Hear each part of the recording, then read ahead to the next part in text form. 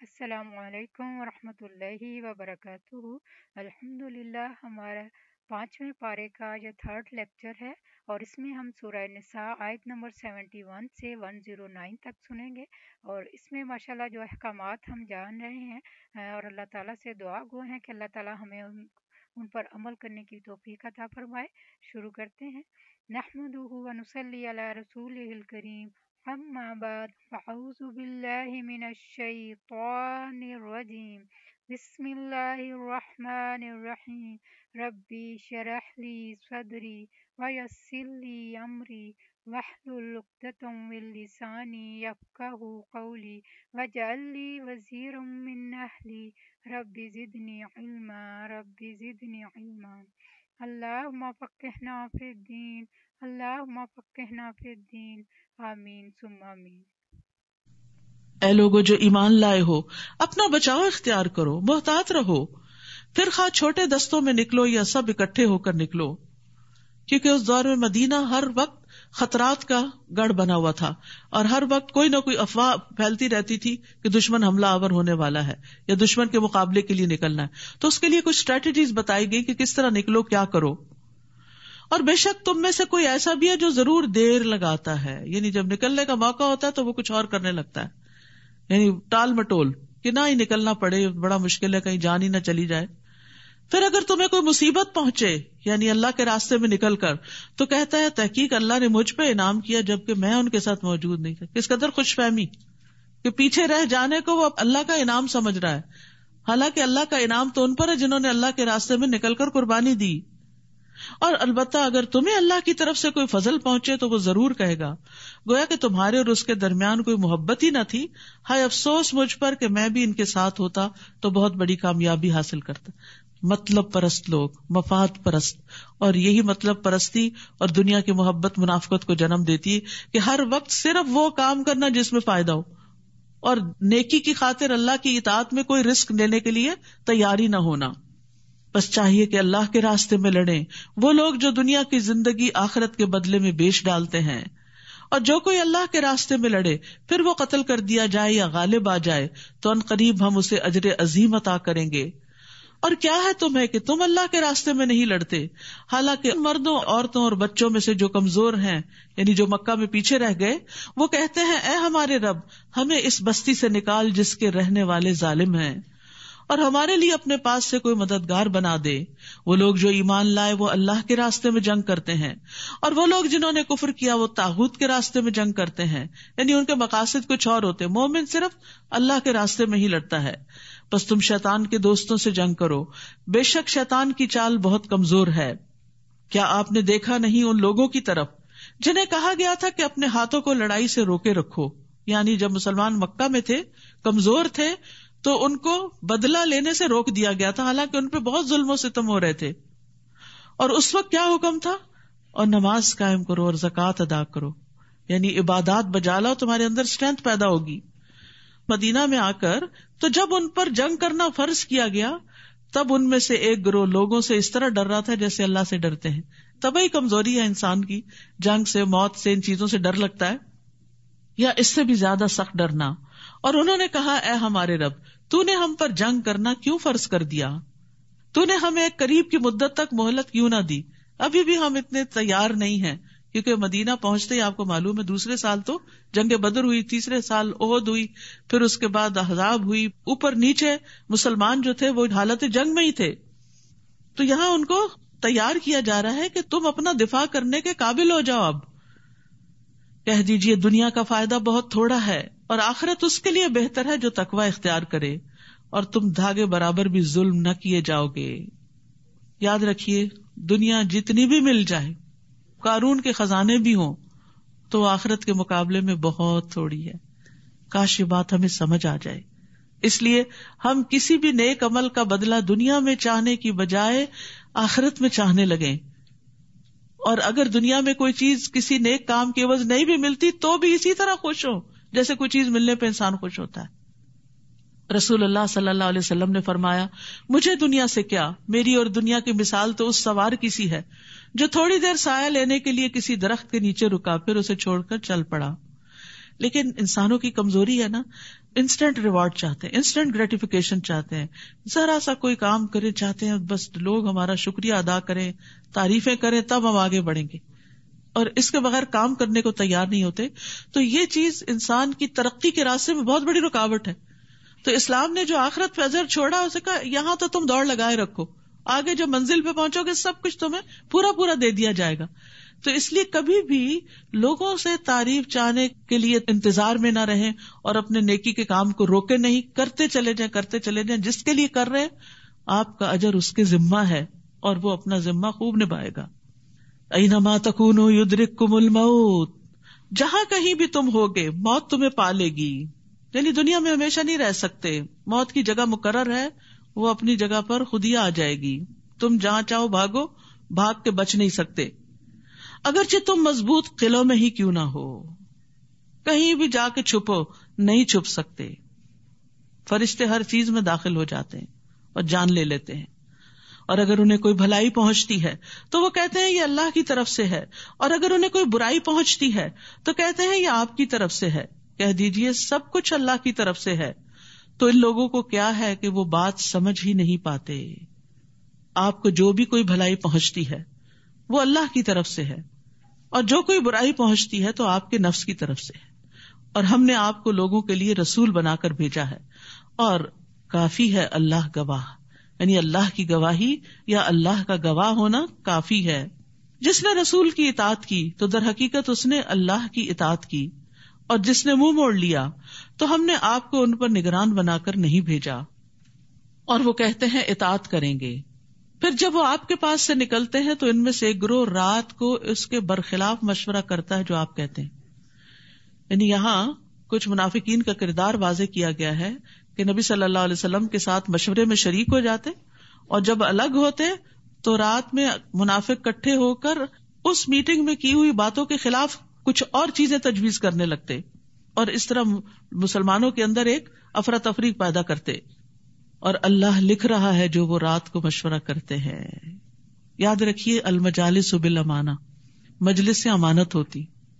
یہ حکم صرف آپ کے دور تک کے لیے نہیں ہے، آج بھی اگر خیر کے کسی کام پر آپ جمع ہوئے اور شورا ہے آپ کی، باہم مشورہ کر رہے ہیں، ایک دوسرے کو کنسلٹ کر رہے ہیں کسی معاملے میں، پھر اسی میٹنگ کے اندر کسی نتیجے پہ پہنچ جاتے ہیں، تو پھر یہ درست نہیں کہ باہر نکل کے 2-4 لوگوں کو اکٹھا کر کے صاحب امر کے خلاف یا لوگوں کے خلاف ایک محاذ آرائی قائم کر لی جائے اور ایک اور الگ گروپ بنا لیا جائے. مخلص مومن ایسا نہیں کرتے. مخلص جو خیر خواہ ہوتا ہے نا، وہ دوسرے کو اس کے سامنے منہ پہ بتا دیتا ہے کہ خیر اس میں، باہر نکل کے فیصلے بدلتا نہیں، یا اعتراض نہیں کرتا، یا غیبت شروع نہیں کرتا، یا فساد نہیں شروع کر دیتا. اور اللہ لکھ رہا ہے جو وہ رات کو مشورہ کرتے ہیں، بس ان سے اعراض کریں اور اللہ پر بھروسہ کریں. سبحان اللہ. پیغمبر علیہ السلام کو کیا بتایا گیا؟ جسٹ اگنور، کچھ نہیں ہوتا. ان لوگوں کی باتیں کرنے سے اللہ کی مدد رک نہیں جائے گی. اللہ پہ بھروسہ کریں، اللہ سبحانہ تعالیٰ آپ کی مدد فرمائے گا. یعنی کتنے بڑے بڑے جھگڑوں کو ختم کرنے کے لیے کتنا بہترین نسخہ ہے. ورنہ انسان ایسی حرکت کرنے والوں کو کہ ہمیں پتہ چل گیا جو تم نے کی، کیونکہ بیچ میں کچھ پھر ان کے ساتھ بھی دھوکہ دینے والے ہوتے ہیں. وہ آ کے پھر شکایت کرتے ہیں وہ فلان جگہ آپ کے خلاف یہ باتیں ہو رہی تھی، پھر آپ ان کو بلاتے ہیں آپ نے یہ کی تو وہ کہتے ہیں ہم نے نہیں کی. فساد کا ایک لامتناہی سلسلہ شروع ہو جاتا. ایسی باتوں کی نہ تحقیق کرنی چاہیے نہ ان کے پیچھے پڑنا چاہیے. اللہ کے سپرد معاملہ کر دینا چاہیے کہ یا اللہ تجھ پہ توکل کر کے یہ فیصلہ کیا ہے، اب تو ہی اس کا بہترین نتیجہ نکال. اور کافی ہے اللہ کارساز. وَكَفَى بِاللَّهِ وَكِيلًا أَفَلَا يَتَدَبَّرُونَ الْقُرْآنَ، کیا بھلا وہ قرآن میں تدبر نہیں کرتے؟ اگر یہ اللہ کے علاوہ کسی اور کی طرف سے ہوتا تو ضرور وہ اس میں بہت زیادہ اختلاف پاتے، لیکن قرآن کے بعض احکام بعض کی تائید کرتے ہیں. یعنی قرآن میں غور و فکر کرنے والا، گہرائی میں جانے والا اچھی طرح یہ بات سمجھتا ہے کہ قرآن اللہ ہی کی طرف سے ہے. اور جب ان کے پاس امن یا خوف میں سے کوئی معاملہ آتا ہے تو وہ اسے پھیلا دیتے ہیں. مدینہ میں چونکہ طرح طرح کے حملوں کی خبریں آتی رہتی تھی تو منافقین اس میں آگے آگے ہوتے تھے، اور وہ کیا کرتے؟ خوب افواہیں پھیلاتے تھے. اور اگر وہ اسے رسول اور اپنے میں سے اولو الامر صاحب اختیار کی طرف لوٹاتے تو جو ان میں سے اس کا نتیجہ نکال لاتے ہیں وہ ضرور اس کی حقیقت جان لیتے. اور اگر تم پر اللہ کا فضل اور اس کی رحمت نہ ہوتی تو سوائے چند ایک کہ تم سب ضرور شیطان کی پیروی کرتے. بس آپ اللہ کے راستے میں لڑیں. آپ صرف اپنی ہی جان کے مکلف بنائے گئے ہیں. یہاں نبی صلی اللہ علیہ وسلم سے خطاب ہے کہ آپ پر اپنی ہی ذمہ داری ہے, آپ اپنا کام کرتے جائیں اور مومنوں کو بھی ابھارے. یعنی آپ دوسروں کو موٹیویٹ ہی کر سکتے ہیں. تو اس سے یہ پتہ چلتا ہے کہ جو لیڈر ہوتا ہے وہ ایکشن سے لیڈ کرتا ہے, کام کر کے دکھاتا ہے, تو دوسرے لوگ پھر پیچھے آ جاتے ہیں. امید ہے کہ اللہ کافروں کی جنگ کو روک دے, اور اللہ بہت ہی سخت ہے لڑائی میں اور بہت ہی سخت ہے عبرتناک سزا دینے میں. من یشفع شفاعۃ حسنۃ یکن لہ نصیب منہا, جو کوئی سفارش کرے گا اچھی سفارش, اس کے لیے اس میں سے حصہ ہوگا. یعنی اگر کسی کا کوئی کام اٹکا ہوا ہے اور آپ کے کہنے سے وہ ہو جائے گا اور آپ کہہ دیتے ہیں, تو جو نیکی کا کام ہوگا اس سب میں آپ کا حصہ پڑ گیا. حدیث میں آتا ہے الدال علی الخیر کفاعلہ, نیکی کی طرف رہنمائی کرنے والا بھی ایسا ہی ہے جیسا اس کو کر لینے والا. تو خیر کے کام نہ صرف یہ کہ خود کریں بلکہ دوسروں کو بھی ابھارتے رہیں اور دوسروں کو بھی موٹیویٹ کریں کہ وہ خیر میں تعاون کریں. تعاونوا علی البر والتقوی ولا تعاونوا علی الاثم والعدوان, نیکی اور تقوی کے کاموں میں ایک دوسرے سے تعاون کرو, اور ولا تعاونوا علی الاثم, گناہ کے کام, والعدوان اور زیادتی کے کاموں میں ایک دوسرے کا ساتھ نہ دو بلکہ ایک دوسرے کو روکو اگر کوئی کسی کے اوپر زیادتی کر رہا ہے. اور جو کوئی سفارش کرے گا بری سفارش, اس کے لیے اس میں سے حصہ ہوگا, اور اللہ ہر چیز پر نگران ہے. تو اچھی سفارش سے لوگوں کے کام بن جاتے ہیں, لوگوں کے بیچ میں صلح ہو جاتی ہے, اور بری سفارش چغل خوری جیسا عمل ہوتا ہے اور اس سے فسادات پھیلتے ہیں. وَإِذَا حُيِّيتُم بِتَحِيَّةٍ فَحَيُّوا بِأَحْسَنَ مِنْهَا أَوْ رُدُّوهَا, اور جب تم دعا دیے جاؤ کوئی دعا, تو تم بھی اس سے زیادہ اچھی دعا دو یا اسی کو لوٹا دو. بے شک اللہ ہر چیز پر خوب حساب لینے والا ہے. حساب لینے والا, جی, اس کا مطلب یہ کہ جو تمہارے ساتھ احسان کرے اس کے ساتھ تم بھی احسان کرو. حتیٰ کہ اگر کوئی تمہیں دعا دیتا ہے تو بدلے میں دعا دو. اور یہاں خاص طور پر اشارہ ہے سلام کرنے کا, یعنی اگر تمہیں کوئی سلام کرتا ہے تو تم بھی وعلیکم السلام کہو. یاد رکھیے سلام پھیلانا سلامتی ہے. آپ نے فرمایا سلام پھیلاؤ تم سلامت رہو گے, بڑے بڑے جھگڑوں فتنوں سے بچ جاؤ گے. گھر کی زندگی کے اندر بھی اگر گھر والے شوہر بیوی کو صبح اٹھ کے, بیوی شوہر کو, بچوں کو, سب ایک دوسرے کو سلام کرتے ہیں, جب گھر سے نکلتے ہیں سلام کر کے جاتے ہیں, واپس آتے ہیں سلام کرتے ہیں, تو گھر کی فضا میں خوشی پیدا ہو جاتی ہے اور سب دعائیں دیتے اور لیتے ہوئے جا رہے ہوتے ہیں. تو اس سے انسان کے اندر سلامتی بھی آتی ہے. سلام جو ہے یہ مغفرت کو واجب کرنے والا عمل ہے, نیکیوں کا باعث ہے. یعنی صرف السلام علیکم کہنے سے 10 نیکیاں, ورحمۃ اللہ کہنے سے 20, وبرکاتہ کہنے سے 30, اور آپس میں محبت بڑھانے کا ذریعہ ہے. جہاں آپ محبتوں کی کمی دیکھتے ہیں اس نسخے کو پلے باندھ لے, سلام کی کثرت کر دے, محبت پیدا ہو جائے گی, کیونکہ کمیونیکیشن شروع ہو جاتی ہے نا. رسول اللہ صلی اللہ علیہ وسلم نے فرمایا تم جنت میں داخل نہیں ہو سکو گے جب تک ایمان نہ لاؤ, اور تم ایمان نہیں لا سکتے جب تک آپس میں محبت نہ کرو. کیا میں تمہیں ایسی بات نہ بتا دوں کہ جب تم اس پر عمل کرو گے تو تمہارے درمیان محبت پیدا ہو جائے گی. جن ہسبینڈ وائف کے بیچ میں اختلاف ہے, لڑائی جھگڑا ہے اور ایک دوسرے کی شکل نہیں دیکھنا چاہتے, وہ سلام شروع کر دیں, کیونکہ سلام ہی تو ختم ہوتا ہے تو فساد اور بڑھ جاتے ہیں. تو آپس میں سلام کو عام کرو, عام کرو, زیادہ سے زیادہ کرو. اور سب سے بڑا بخیل وہ ہے جو سلام میں بخل کرتا ہو. پھر فرمایا اللہ لا الہ الا ہو لیجمعنکم الی یوم القیامۃ لا ریب فیہ ومن اصدق من اللہ حدیثا. اللہ, نہیں کوئی حقیقی معبود مگر وہی, وہ ضرور تمہیں قیامت کے دن کی طرف جمع کرے گا جس میں کوئی شک نہیں. اللہ اکبر. ہم سب کشاں کشاں قدم بقدم اپنی موت کی طرف بڑھتے ہوئے آخرت کی طرف بڑھ رہے ہیں, جس میں سے کوئی بھی بچ نہیں سکتا. اور اللہ سے بڑھ کر بات میں کون زیادہ سچا ہے, یعنی یہ سب سے سچی بات ہے, اس پہ یقین کر لو, اس کی تیاری کر لو. تو کیا ہے تمہیں مسلمانوں کہ منافقوں کے بارے میں تم 2 گروہ ہو گئے ہو, جبکہ اللہ نے انہیں ان کی کمائی کے سبب الٹا پھیر دیا ہے. یعنی گناہ جو ہے وہ انسان کو اور مصیبت میں مبتلا کرتے ہیں. کیا تم چاہتے ہو کہ تم انہیں ہدایت دو جنہیں اللہ نے گمراہ کر دیا, جن کے دل ٹیڑھے ہو گئے؟ اور جسے اللہ گمراہ کر دے تو تم ہرگز اس کے لیے کوئی راستہ نہ پاؤ گے.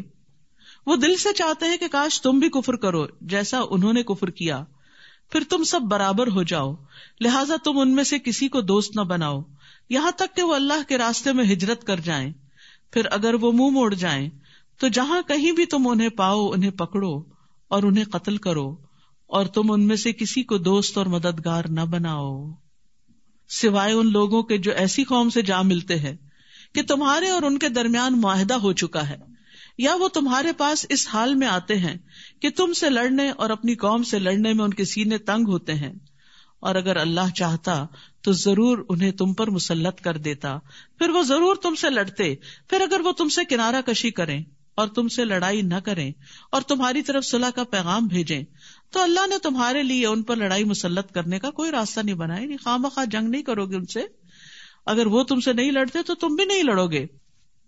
ستجدون آخرین، ان قریب تم کچھ اور لوگوں کو بھی پاؤ گے جو چاہتے ہیں کہ تم سے امن میں رہیں اور اپنی قوم سے بھی امن میں رہیں، وہ کسی سے بھی نہیں لڑنا چاہتے، مگر جب کبھی وہ فتنے کی طرف لوٹائے جاتے ہیں تو اس میں الٹا دیے جاتے ہیں، یعنی کود پڑتے ہیں اس میں، پھر اگر وہ تم سے کنارہ کشی نہ کریں اور تمہاری طرف صلح کا پیغام نہ ڈالیں اور تم سے اپنے ہاتھوں کو نہ روکیں تو انہیں پکڑو اور جہاں کہیں تم انہیں پاؤ قتل کرو، اور یہی وہ لوگ ہیں جن پر ہم نے تمہارے لیے واضح غلبہ رکھا ہے۔ اور کسی مومن کے لیے یہ جائز نہیں کہ وہ کسی دوسرے مومن کو قتل کر دے مگر غلطی سے، یعنی مومن کی جان نہیں لے سکتا، اور جو کوئی کسی مومن کو غلطی سے قتل کرے تو ایک مومن غلام کو آزاد کرنا ہے اور دیت ادا کرنا ہے، پہلا اللہ کا حق ہے، دوسرا بندوں کا حق ہے، اور جو اس کے وارثوں کے سپرد کی جائے گی، یعنی مقتول کے وارثوں کو وہ دیت ملے گی، مگر یہ کہ وہ معاف کر دیں، صدقہ کر دیں، یعنی دیت نہ لیں۔ اور اگر وہ مقتول ایسی قوم میں سے ہو جو تمہاری دشمن ہے جبکہ وہ خود مومن بھی تھا تو صرف ایک مومن گردن کو آزاد کرنا ہے، اور اگر وہ ایسی قوم میں سے ہو کہ تمہارے اور اس کے درمیان معاہدہ ہے تو دیت اس کے وارثوں کے سپرد کی جائے گی، اور ایک مومن غلام کو آزاد کرنا ہے، پھر جو کوئی غلام نہ پائے تو اس کے ذمے 2 ماہ کے مسلسل روزے رکھنا ہے، یہ غلطی سے قتل کرنے کا کفارہ ہے، معافی کی صورت ہے، کیونکہ اب لونڈی غلام تو ہے نہیں، تو 2 مہینے کے مسلسل روزے، اگر بیچ میں ایک چھوڑا دوبارہ سے پھر گنتی شروع ہوگی، نمبر 1 سے شروع ہوگا پھر معاملہ، یعنی مومن کی جان کی حرمت بہت زیادہ ہے، بہت بڑی قیمت ہے اللہ کی نگاہ میں۔ یہ اللہ کی طرف سے توبہ کرنے کا طریقہ ہے، اور اللہ بہت علم والا، خوب حکمت والا ہے۔ اور جو کوئی کسی مومن کو جان بوجھ کر قتل کر دے تو اس کا بدلہ جہنم ہے۔ استغفر اللہ، کتنی بڑی بات ہے یہ۔ اور اب دوسروں کی جان لینا بائیں ہاتھ کا کھیل بن گیا ہے، قتل کرنے کے نت نئے طریقے ایجاد کر لیے گئے ہیں، اور بعض اوقات چھوٹی چھوٹی باتوں پر قتل کر دیا جاتا ہے لوگوں کو، اور اس میں نہ دیکھا جاتا کوئی معصوم بچہ ہے، کوئی عورت ہے، کوئی بوڑھا ہے، کوئی جوان ہے، یعنی انسانی جان بہت ارزاں ہو گئی۔ فرمایا جو کسی مومن کو جان بوجھ کر قتل کرے گا تو اس کا بدلہ جہنم ہے جس میں وہ ہمیشہ رہنے والا ہے، اور اللہ اس پر غضبناک ہوا۔ سوچئے جس پر اللہ تعالیٰ غصے ہو جائے پھر اس کے لیے کون سی پناہ گاہ ہوگی، اور اس پر لعنت کی، اور اس نے اس کے لیے بہت بڑا عذاب تیار کر رکھا ہے۔ رسول اللہ صلی اللہ علیہ وسلم نے فرمایا ایک مسلمان کی ہر چیز دوسرے مسلمان پر حرام ہے، اس کا خون، اس کا مال، اس کی عزت و آبرو۔ رسول اللہ صلی اللہ علیہ وسلم نے فرمایا اگر تمام آسمانوں اور زمین والے کسی مومن کے قتل میں شریک ہوں تو اللہ ان سب کو جہنم میں دھکیل دے گا، یعنی اگر کوئی کسی کا ساتھ بھی دے، اشارے سے بھی، یا کسی بھی طرح دوسرے کو انکریج کرے کہ مارو مارو، تو وہ بھی قاتل کے برابر ہی مجرم ہو جاتا ہے۔ یاد رکھیے یہ تو عمومی قتل کی بات ہے، اور ایک قتل وہ ہے جو عورتیں کرتی ہیں، پیٹ کے بچے۔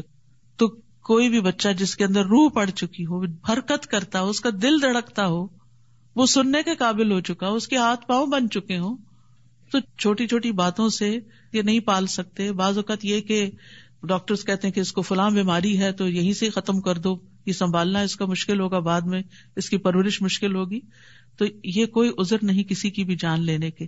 جان ہر ایک کو پیاری ہوتی ہے، چاہے کوئی معذور ہو چاہے کوئی صحت مند ہو، تو اس سے بھی بچنے کی ضرورت ہے۔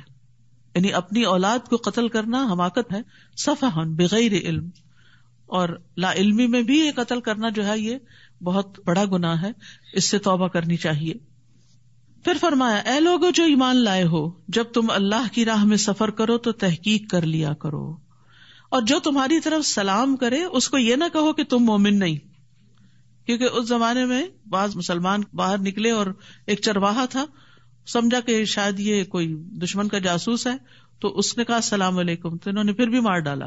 فرمایا تم دنیا کی زندگی کا سامان چاہتے ہو، اس کے پاس چند بکریاں تھی جو تم کو لینا تھی، تو اللہ کے پاس تو بہت سی غنیمتیں ہیں، تم بھی اس سے پہلے اسی طرح تھے، اللہ نے تم پر احسان کیا، یعنی تمہیں اسلام کی دولت عطا کی، بس تحقیق کر لیا کرو، بلا شبہ جو بھی تم عمل کرتے ہو اللہ اس کی خوب خبر رکھنے والا ہے، سب پتا ہے اس کو. مومنوں میں سے جو بغیر کسی تکلیف کے بیٹھ رہنے والے ہیں اور جو اپنے مالوں اور جانوں کے ساتھ اللہ کی راہ میں جہاد کرنے والے ہیں برابر نہیں ہو سکتے.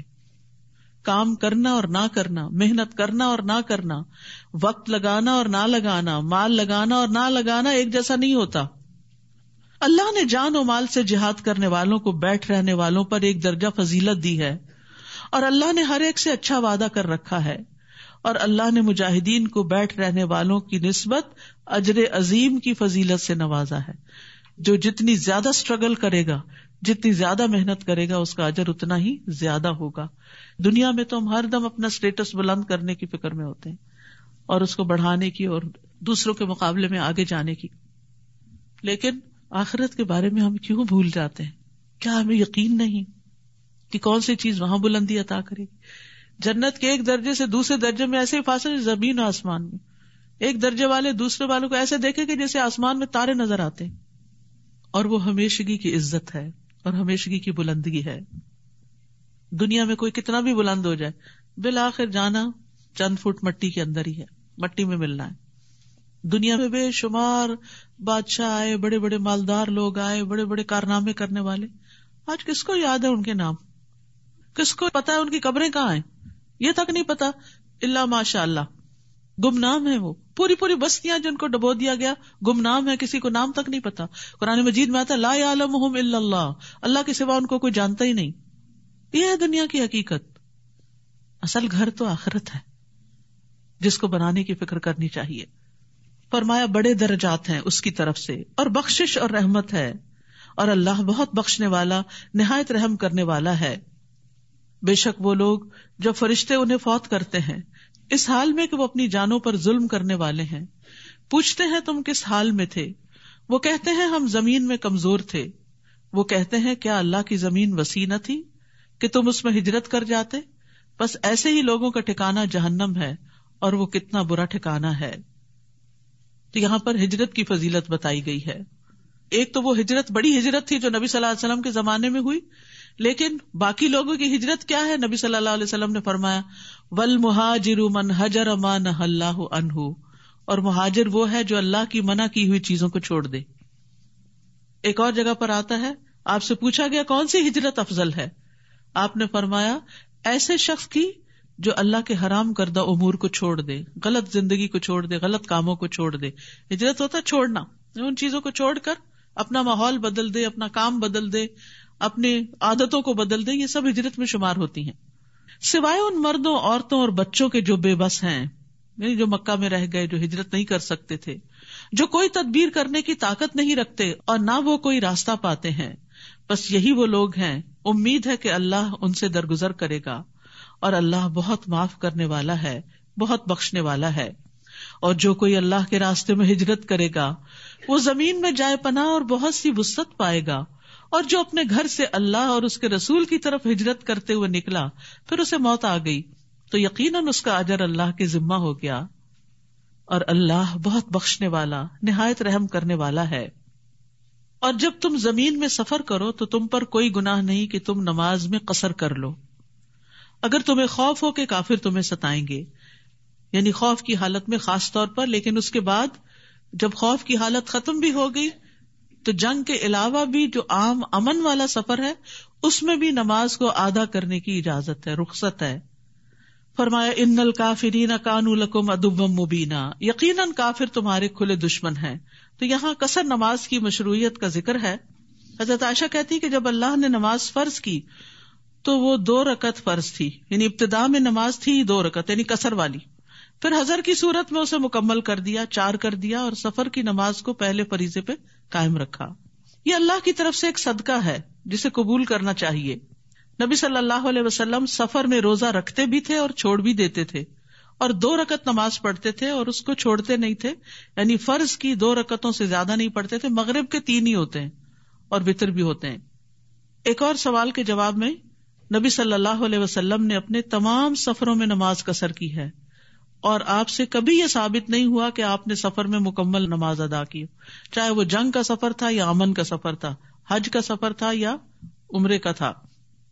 ابن عباس کہتے ہیں ہم مکہ اور مدینہ کے درمیان رسول اللہ صلی اللہ علیہ وسلم کے ساتھ سفر کر رہے تھے، ہمیں اللہ عز و جل کے سوا کسی کا خوف نہیں تھا، کسی دشمن کا خوف نہیں تھا، مگر ہم 4 رکعتوں کو 2 رکعتیں ہی پڑھتے رہتے تھے۔ صلاۃ الخوف کا طریقہ۔ پھر فرمایا اور جب آپ ان میں موجود ہوں پھر آپ ان کے لیے نماز قائم کریں، یعنی جنگ کی حالت میں، تو چاہیے کہ ان میں سے ایک جماعت اپنے ہتھیار لے کر آپ کے ساتھ کھڑی ہو، اور چاہیے کہ وہ اپنا اسلحہ پکڑے رکھیں، پھر جب وہ سجدہ کر چکیں تو چاہیے کہ وہ آپ کے پیچھے آ جائیں، اور دوسری جماعت جس نے ابھی نماز نہیں پڑھی وہ آ جائے، پھر وہ آپ کے ساتھ نماز ادا کرے، اور وہ اپنا بچاؤ اور اپنا اسلحہ پکڑے رکھے۔ جنہوں نے کفر کیا وہ تو یہ چاہتے ہیں کاش تم اپنے اسلحے اور اپنے ساز و سامان سے غافل ہو جاؤ تو وہ تم پر یکبارگی حملہ کر دے، اور اگر تمہیں بارش کی وجہ سے کوئی تکلیف ہو یا تم بیمار ہو تو تم پر کوئی گناہ نہیں کہ تم اپنا اسلحہ اتار کر رکھ دو اور اپنا بچاؤ لیے رکھو، بے شک اللہ نے کافروں کے لیے رسوا کن عذاب تیار کر رکھا ہے۔ اس سے یہ پتہ چلتا ہے کہ تمام حالات میں انسان کو تیار رہنا چاہیے، ایون نماز خوف میں بھی احتیاط لازم ہے۔ اور اس ساری بات سے سوال یہ پیدا ہوتا ہے کہ اب عمومی طور پر اس آیت پر عمل نہیں ہوتا تو اس سے پتہ کیا چلتا ہے کہ نماز کتنی اہم ہے۔ ایون اگر دشمن سر پہ کھڑا ہے، نماز کا وقت آگے پھر بھی ادا کرنی ہوگی، چلتے بیٹھے سواری پر، جس بھی حال میں، جماعت سے بغیر جماعت کے، کیونکہ ان الصلاۃ کانت علی المؤمنین کتابا موقوتا۔ پھر جب تم نماز پوری کر چکو اللہ کو یاد کرو، کھڑے بیٹھے اور اپنے پہلوؤں پر، نماز کے بعد بھی اذکار کرو۔ پھر جب تم اطمینان میں آ جاؤ تو پوری نماز ادا کرو، بے شک نماز مومنوں پر مقررہ اوقات پر فرض ہے، یعنی وقت کی پابندی ضروری ہے۔ یہ نہیں کہ ساری نمازیں رات کو اکٹھی کر کے پڑھی جائیں، جب وقت ہو جائے تو اس وقت اٹھ کر نماز ادا کر لی جائے۔ اگر جاب پر ہیں یا کسی ایسے کام میں ہیں، سنت اور نفل پڑھنے کا وقت نہیں تو کم از کم فرض وقت پر ادا کر لیے جائیں۔ اور اگر سفر میں ہے، جیسے جہاز کا سفر ہے، 12 گھنٹے 13 گھنٹے کی فلائٹ ہے، تو وہ ایک ایپ ہے حلال ٹرپ، اس میں اگر آپ اپنی فلائٹ کا نمبر ڈال دیں تو بغیر انٹرنیٹ کے بھی وہ کام کرتی ہے، وہ آپ کو بتا دے گی کہ آپ کی ظہر کہاں آ رہی ہے، آپ کی عصر کہاں آ رہی ہے، اور آپ سفر میں 2 نمازیں جمع بھی کر سکتے ہیں، ظہر اور عصر، مغرب اور عشاء۔ فجر نہیں جمع ہو سکتی، فجر اپنے وقت پر ہی پڑھنی ہوتی ہے، اور نبی صلی اللہ علیہ وسلم فجر کی سنتیں بھی ادا کیا کرتے تھے۔ اور تم دشمن قوم کی تلاش میں کمزوری نہ دکھاؤ، اگر تم تکلیف اٹھاتے ہو تو وہ بھی تکلیف اٹھاتے ہیں جیسا کہ تم تکلیف اٹھاتے ہو، اور تم اللہ سے اس کی امید رکھتے ہو جس کی وہ نہیں رکھتے، اور اللہ بہت علم والا، بہت حکمت والا ہے۔ یعنی جو لوگ اپنی دنیا کے لیے کام کرتے ہیں وہ بھی اتنی محنت اور کوشش سے کرتے ہیں، اور جو آخرت کے لیے کرتے ہیں وہ محنت نہ کرے، قربانی نہ کرے۔ یعنی حیرت کی بات ہے نا کہ جو شارٹ ٹرم کے لیے کام کر رہا ہے وہ تو پوری محنت لگا رہا ہے، اور جو ہمیشہ کے لیے کام کر رہا ہے وہ بس صرف ٹل ٹلاوی کر رہا ہے۔ تو آخرت کے لیے جو اعمال ہم کرتے ہیں ان میں ہمیں سنجیدگی اور شوق دکھانا چاہیے۔ انا انزلنا الیک الکتاب بالحق، بے شک ہم نے آپ کی طرف حق کے ساتھ کتاب نازل کی ہے تاکہ آپ لوگوں کے درمیان اس کے ساتھ فیصلہ کریں جو اللہ نے آپ کو سجھایا ہے، اور آپ خیانت کرنے والوں کے حمایتی نہ بنے۔ ایک مخصوص واقعے کی طرف بھی اشارہ ہے لیکن عمومی احکام بھی ہیں۔ واستغفر اللہ ان اللہ کان غفورا رحیما، اور اللہ سے بخشش مانگیں، بے شک اللہ بہت بخشنے والا، نہایت رحم کرنے والا ہے۔ اور آپ ان لوگوں کی طرف سے جھگڑا نہ کریں جو اپنے آپ سے خیانت کرتے ہیں، بے شک اللہ بہت خیانت کرنے والے، بہت گناہگار کو پسند نہیں کرتا۔ کس کو پسند نہیں کرتا؟ خوانا اثیما، جو بہت گناہگار ہو اور بہت خیانت کار ہو۔ وہ لوگوں سے تو چھپ سکتے ہیں اور اللہ سے نہیں چھپ سکتے، یہ سب کے لیے ہے کہ انسان تنہائی میں بھی کوئی غلط کام کرے گا تو اللہ تعالیٰ دیکھ لے گا. حالانکہ وہ ان کے ساتھ ہوتا ہے جب وہ راتوں کو ناپسندیدہ باتوں پر مشورے کرتے ہیں جن سے اللہ راضی نہیں ہوتا، یعنی وہ کام یا وہ چیزیں جن پہ اللہ راضی نہیں وہ باتیں کرتے ہیں، اور جو عمل وہ کرتے ہیں اللہ اس کا احاطہ کرنے والا ہے، اس کو گھیرنے والا ہے. ہاں تم ہی وہ لوگ ہو جنہوں نے ان کی طرف سے دنیا کی زندگی میں جھگڑا کیا، تو قیامت کے دن ان کی طرف سے کون اللہ سے جھگڑا کرے گا، کون ان کا وکیل ہوگا؟ یعنی اپنی قوم ہو، خاندان ہو، رشتہ دار ہو، دوست ہو، ناحق ان کا ساتھ نہیں دینا چاہیے. کیونکہ اگر ہم جانتے ہیں وہ غلط کر رہے ہیں اور پھر بھی ان کا دفاع کر رہے ہیں اور دوسرے مظلوم کو اس کا حق نہیں مل رہا تو یہ بہت بڑی زیادتی کی بات ہے. جیسے گھریلو زندگی میں آپ دیکھیں کہ بعض اوقات بیٹیاں ماں کے ساتھ مل جاتی ہیں، بہو کو اکیلا چھوڑ دیتی ہیں، حالانکہ انہیں یہ پتا ہوتا ہے کہ زیادتی ماں ہی کر رہی ہے. یہ بھی ظلم ہے. ماں کی محبت، احترام اس چیز میں حائل نہ ہو کہ آپ انصاف کا فیصلہ کریں. انسان کو ہمیشہ انصاف کی بات کرنی چاہیے، چاہے دوسری طرف اپنا کتنا ہی عزیز اور پیارا کیوں نہ ہو. لیکن افسوس کے ساتھ یہ کہنا پڑتا ہے کہ بعض اوقات مائیں اپنے بچوں کی غلطی کو نہیں دیکھتی، سارا الزام دوسروں پہ دھر دیتی اور دوسروں کو ہی مجرم قرار دے دیتے. تو اس لیے کبھی بھی اپنے پیاروں کا دفاع آخرت میں کام نہیں آئے گا. بات انسان کرے تو انصاف والی، انصاف والے قیامت کے دن نور کے ممبروں پر ہوں گے. السلام علیکم ورحمۃ اللہ وبرکاتہ. اس میں ہم نے سلام کرنے کی اہمیت، فضیلت قرآنی آیات کی روشنی میں بھی دیکھی اور احادیث کی روشنی میں بھی دیکھی ہے، اور اس کے بعد ہمیں نماز قصر ادا کرنے کی طریقہ اس میں ملتا ہے اور نماز خوف کا طریقہ بھی، جس سے نماز کی فضیلت اور اہمیت اور بھی اچھے طریقے سے واضح ہو جاتی ہے. اور تو انشاءاللہ آج کا لیکچر یہیں پہ اختتام ہوتا ہے. جزاک اللہ خیر. سبحانک اللہم و بحمدک، اشہد ان لا الہ الا انت، استغفرک و اتوب الیک. السلام علیکم ورحمۃ اللہ وبرکاتہ.